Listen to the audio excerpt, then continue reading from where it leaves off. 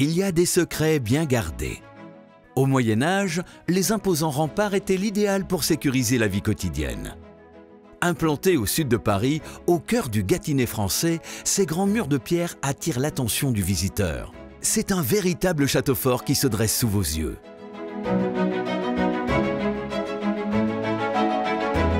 Le château de Farcheville se situe à 1 heure de Paris, on va dire 45 km, 47 km de Paris. Nous sommes en Île-de-France, à Bouville, dans le 91.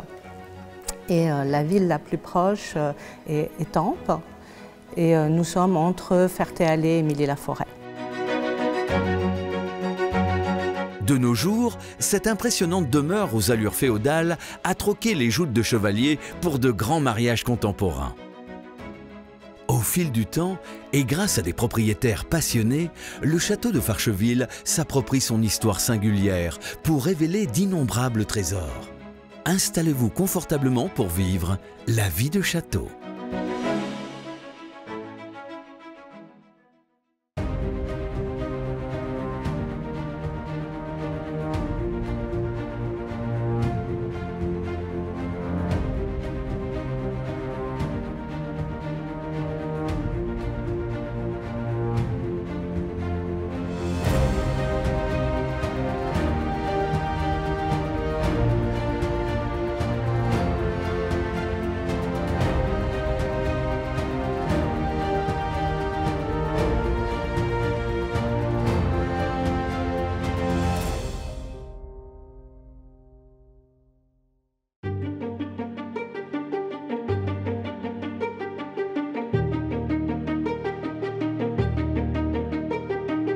Construit par Hugues II de Bouville sur des terres offertes par le roi de France Philippe le Bel, le château de Farcheville sort de terre en 1291. Au fil des siècles, le château passe entre les mains de nombreux propriétaires. Il subit les guerres de religion et les révolutions. Malgré ses nombreuses restaurations, le château conserve toujours sa forte identité. Colette Di Matteo Lablaude, inspectrice générale des monuments historiques, au moment des dernières rénovations dans les années 80, nous explique l'histoire de ce château à la chaleur d'une cheminée crépitante.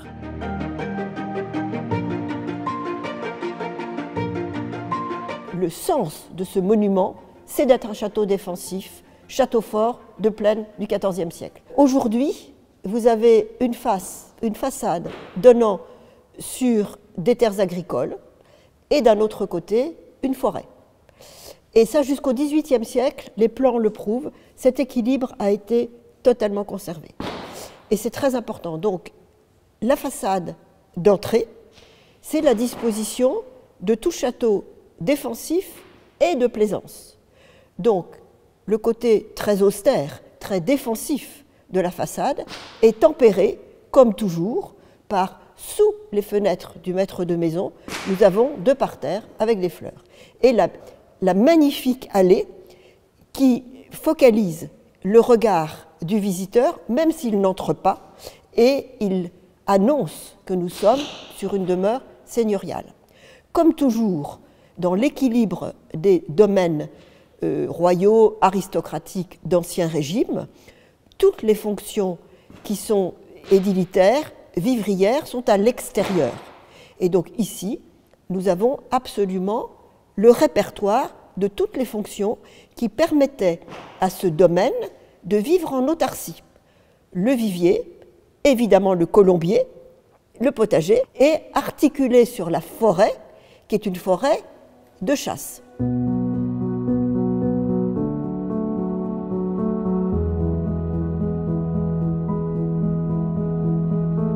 Élément emblématique de toutes les fortifications, le pont-levis est aujourd'hui endormi. À l'époque, il était le seul point d'entrée dans l'enceinte fortifiée. Une fois abaissé, il révèle l'accès à une cour en pierre, centre névralgique du château de Farcheville. L'intérieur, c'est la vie. Donc parlons du XVIIe, puisque nous avons les plans. Là, c'était vraiment un grouillement de vie, avec des maisons, j'imagine, relativement basses, j'imagine en bois, avec des familles et un grouillement à l'intérieur de la cour, avec toujours cet esprit d'une autarcie.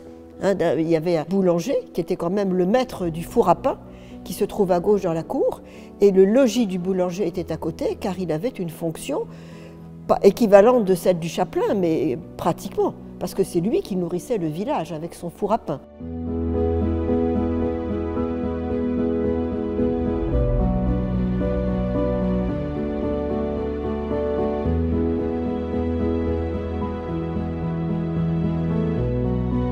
Que ce soit la vie religieuse, la vie quotidienne et séculière, tout se passait à l'intérieur de l'enceinte, ça c'est certain. Mais architecturalement, aujourd'hui, quand on entre à l'intérieur de la cour, on a effectivement le squelette de pierre. À l'époque, la vie était rythmée par le travail des champs, mais aussi par la vie religieuse. Cette cour intérieure abrite l'un des joyaux du château, véritable symbole du XIVe siècle.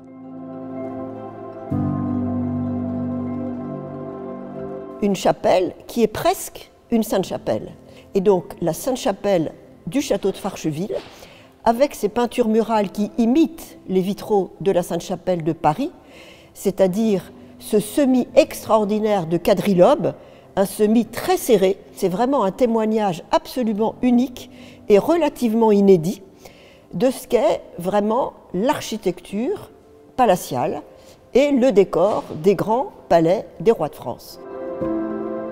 Nous avons la plus belle voûte lambrissée de France, puisqu'elle a encore son semis d'ange musicien, qui est un décor pratiquement inédit, absolument magnifique et authentique.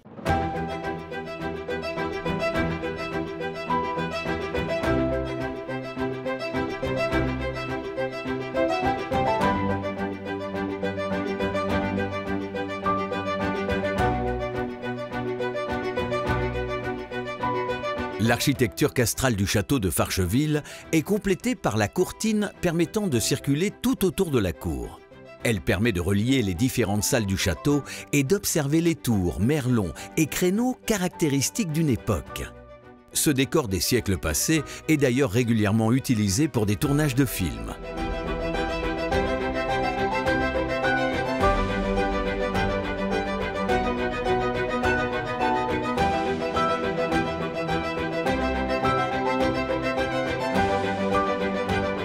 C'est dans l'esprit de cet environnement cinématographique que l'un des propriétaires décide de réaliser son rêve. Dans les années 80, le célèbre réalisateur et producteur Jean Chalopin se porte acquéreur. À l'époque, le château est en sommeil.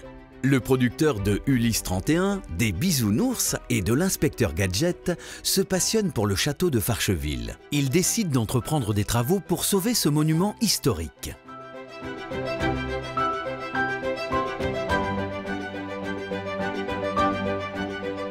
Lorsque Jean Chalopin a rénové le château, son fil rouge était donc de passer du Moyen-Âge, qui était sa période préférée, jusqu'à la Révolution. Donc c'est très théâtral, c'est très à son image.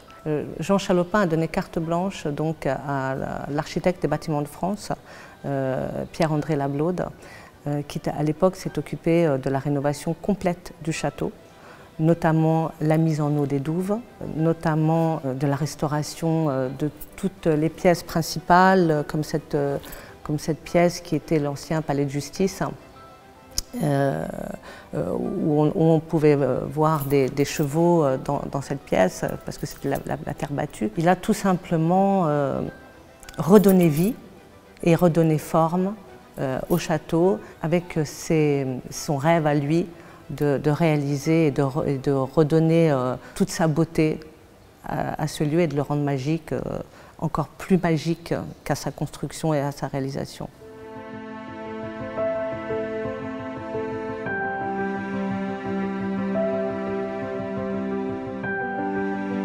Jean Chalopin et son équipe restaurent et transforment le château à son image pour en faire un véritable lieu de vie et de réception.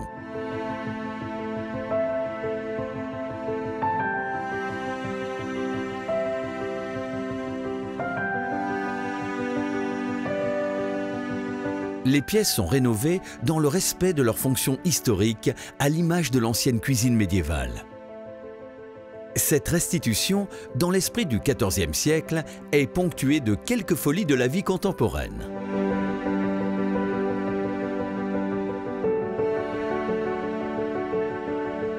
Le château de Farcheville est classé au titre des monuments historiques et le site est également protégé.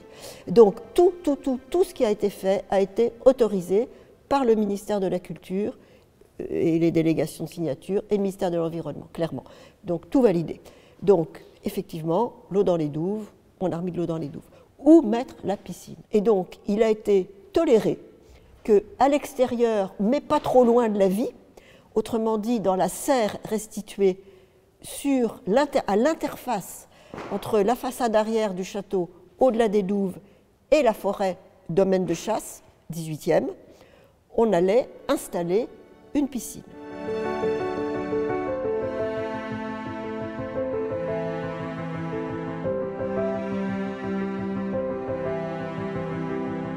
Il y a aussi une filiation dans la réflexion sur ce qu'est la restauration d'un monument. C'est-à-dire un propriétaire passionné qui a décidé de mettre les moyens pour sauver un monument, parce que Farcheville n'était pas du tout un château ni abandonné, ni en déshérence, ni en ruine, mais c'était un château qui dormait. L'aventure de ce château, également, ça a été de lui restituer une vie, donc de l'adapter.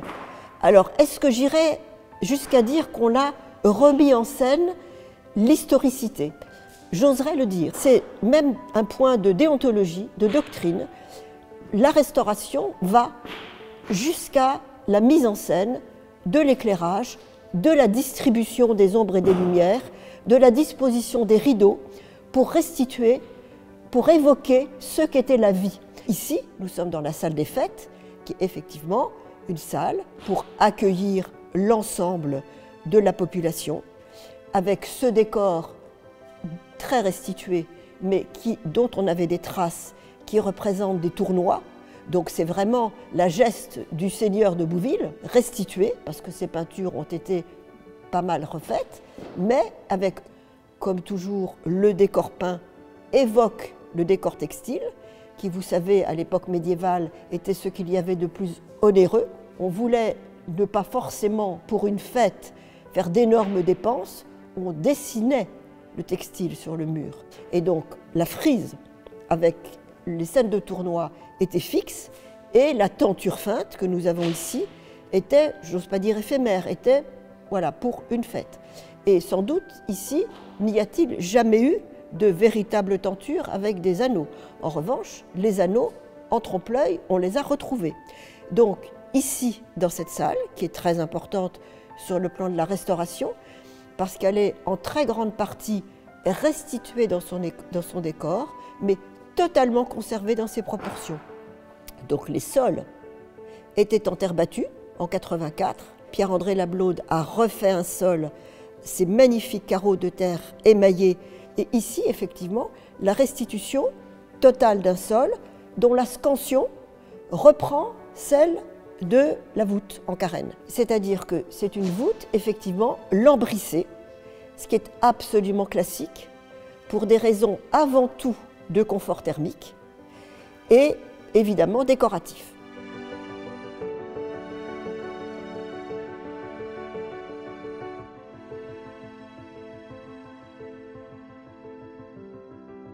Ici, le lambris est restitué, est refait, et la peinture est refaite avec un semis de fleurs de lys pour évoquer le roi de France, évidemment, qui était le tuteur duc de Bouville. Sur un plan de déontologie de la restauration, c'est une restitution dans l'esprit du XIVe siècle et adaptée à l'identité de l'édifice qui est XIVe, avec cette distribution des volumes qui, lui, est inchangée.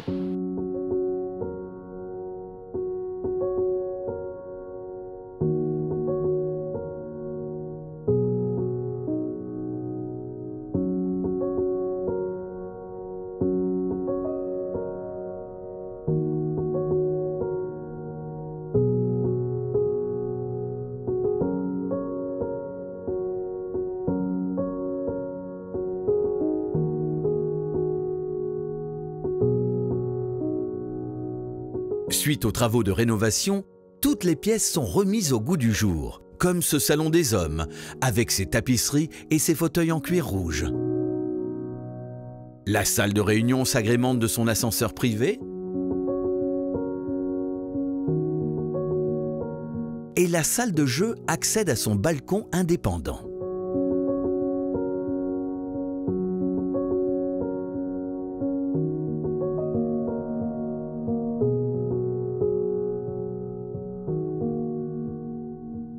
Une cuisine dite des cuivres est également créée pour répondre aux nouveaux besoins de restauration. De nos jours, elle est toujours utilisée pour confectionner de grands repas et de succulentes confitures.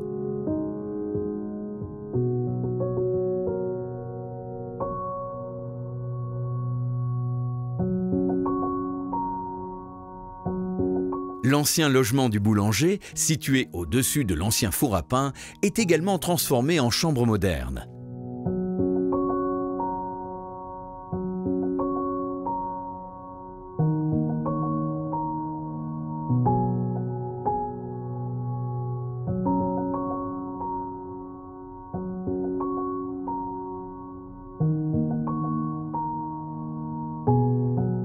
Les suites royales possèdent elles aussi tout le confort du XXIe siècle, mais toujours dans l'esprit du XIVe.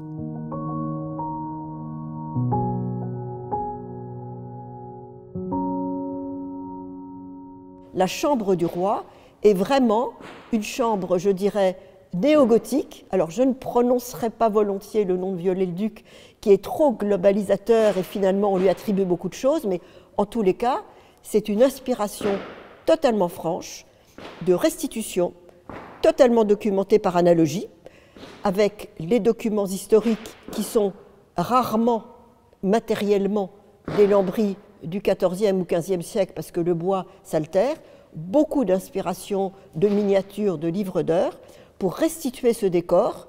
Donc la chambre du roi est une restitution complète d'un décor, avec cette fameuse gargouille qui est le robinet de la baignoire du roi, qui n'a jamais dû venir, aucun roi n'a jamais dû venir, et qui est inspiré des gargouilles du Mont-Saint-Michel.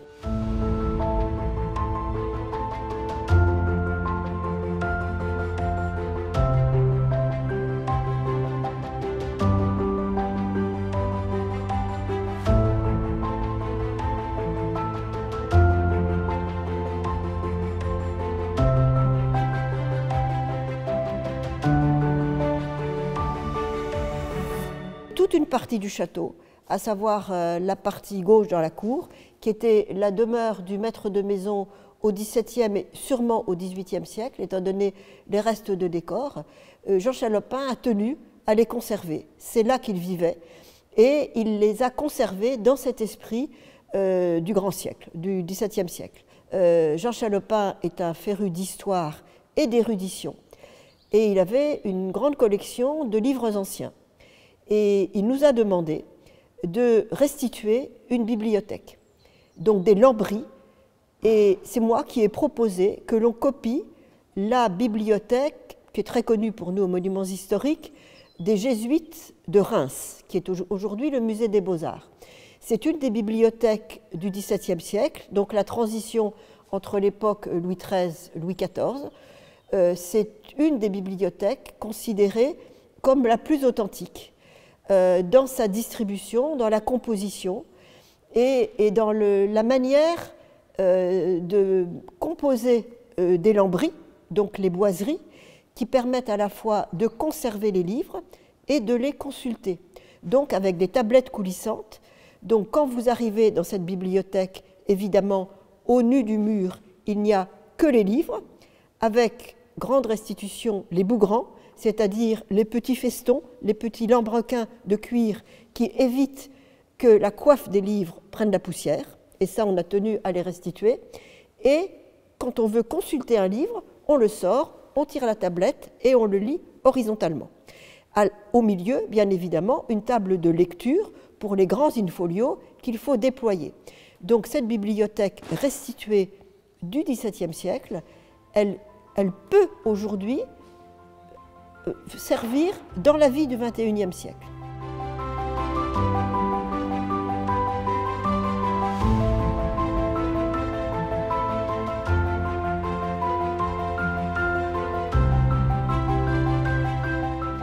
Par ailleurs, Jean Chalopin, dans son bureau personnel qui est au 2e niveau et qui correspond directement avec les courtines, s'était installé une petite bibliothèque personnelle, effectivement, secrète, avec un code secret, voilà, et où il aimait rêver, imaginer, composer. Le créateur y dissimule ainsi de nombreuses surprises, dignes des plus grands films d'espionnage.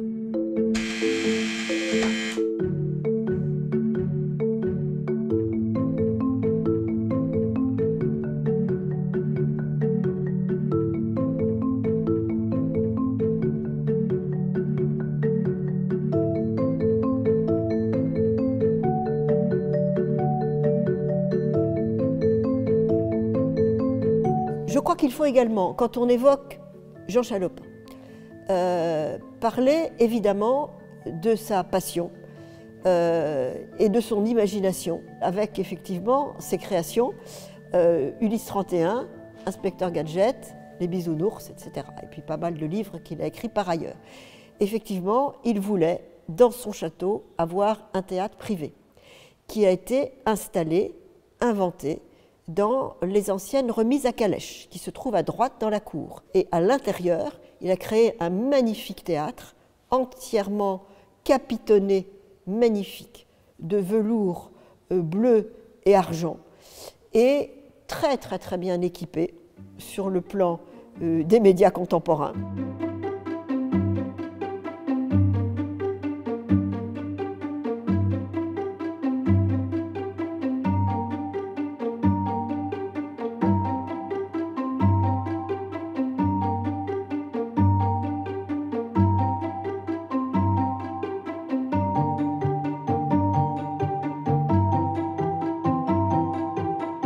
L'esprit visionnaire du réalisateur se retrouve même tout au fond des jardins, notamment grâce à la création d'une discothèque secrète sous le lac,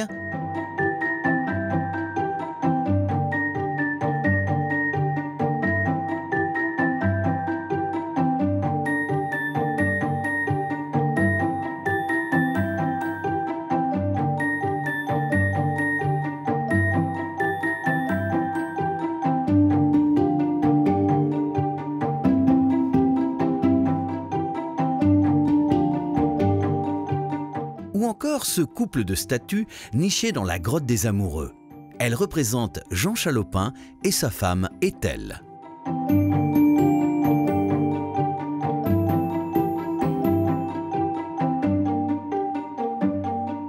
Les jardins sont également conservés dans le respect de l'histoire, mais sont malgré tout modernisés pour faire vivre la demeure à long terme. Vous avez à peu près 4 hectares aussi, donc on est à peu près sur 3-4 hectares de jardin à la française et 3-4 hectares, ça fait à peu près 7-8 hectares au total de parcs boisés autour du château. Et sur l'extérieur du château, en dehors des murs, vous avez donc une forêt qui fait 200 hectares, 189 exactement, et vous avez une parcelle perpendiculaire au château, sur laquelle nous avons construit des panneaux solaires, 900 panneaux solaires pour parler de modernisation et d'économie énergétique pour répondre aux problèmes écologiques et énergétiques que nous rencontrons sur le fait de chauffer 6000 mètres carrés dont les 2 tiers sont à l'électricité. Aujourd'hui, vivre et entretenir une telle demeure n'est pas une mince affaire. Arrivée au château en 2016, Sophie Carlsson et son mari sont les actuels propriétaires du domaine. Et comme souvent, le rêve de château est rattrapé par la raison financière. À l'époque, le château n'était pas exploité et qu'il fallait trouver des solutions pour le rentabiliser tout en le préservant. Donc nous avons décidé de construire et de financer une orangerie de 600 mètres carrés. On a eu toutes les autorisations, les accords, donc on a démarré les mariages, les séminaires. Et aujourd'hui, le château vit et s'autofinance grâce à cette orangerie.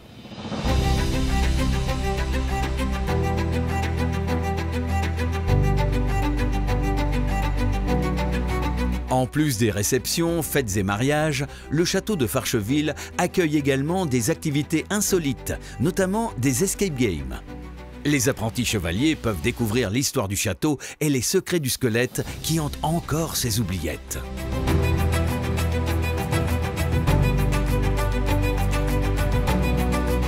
Chargé d'anecdotes, le château de Farcheville raconte un morceau de l'histoire de France, tout en étant véritablement ancré dans le présent. Si l'inspecteur Gadget et les bisounours trouvent certaines de leurs racines ici, c'est surtout l'esprit de créativité des hommes qui ont façonné ce château à travers les âges. Si vous aussi vous souhaitez revivre la grande époque des châteaux forts, n'attendez plus et franchissez le pas de la vie de château.